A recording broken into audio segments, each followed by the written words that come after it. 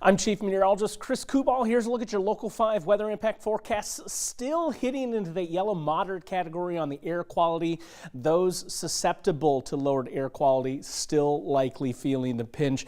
General population likely is not at this point. I think it loiters into Saturday, another day, but a cold front sweeping through on Sunday should help alleviate and improve those conditions. Now, we do have some rain in place on Saturday. I think that's the best window to see it right through the heart of the day, especially central and southern Iowa. Still a few showers trailing into Sunday. That cold front I mentioned is going to try to trigger a couple of more. If you're lucky, you'll pick up a stray sprinkle or a very light shower into the evening on Friday. That activity will fade away, but clouds will increase.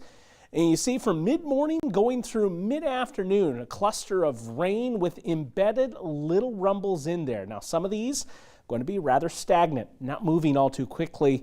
And if you get caught under one of those, it could lead to a downpour. I like to call this the rain lottery. If you've been watching for quite a while, you're well adept to that phrase. And I think that's what we're looking at here. A few lucky locations may push over an inch of rain, but very few and far between will actually get that much. Those who do see rain, fog forms into early on Sunday, so heads up for that. Could be locally dense. Here comes that sweeping cold front, another little batch of showers, perhaps a gentle rumble in there, but this will be far more progressive in moving through the region, so not much in the way of rainfall. As I mentioned, there will be spots that don't see much, if anything. But then you see a couple of those spots that may rise north of an inch. So if you're lucky enough, you'll pick up some of that rainfall, but it's going to be just a select few that actually see that much. 63 tonight is our overnight low, and then 73 for your Saturday. Showers with a couple of rumbles in there. No severe weather is expected, just don't have that kind of a setup.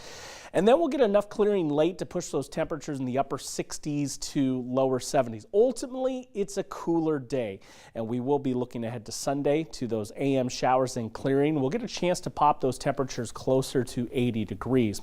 Now, in the long run, we're dealing with a little bit of a cooler trough in place through the weekend, but the middle of next week, a ridge of high pressure is building in here, and I think this is generally going to stall out over the middle of the country as we move through day 14. So the next couple of weeks are going to be spent on the more mild side. Some summery temperatures in view here, and taking a look at days 8 through 10, the temperature outlook, or excuse me, 8 through 14, you can see a warmer than average streak is likely going to be ahead for us in the upper Midwest. Now, that ridge of high pressure is not completely impenetrable. I do think we'll still have some subtle waves sliding through. One of those trying to move in on Friday with a storm chance there, impacting those temperatures slightly. Otherwise, I think we're commonly hitting the 85 towards 90 degree range if we get a day of full sunshine in here. And I think that's going to last really through Father's Day weekend. So not perfectly dry. That's good. We do need those periodic rain chances.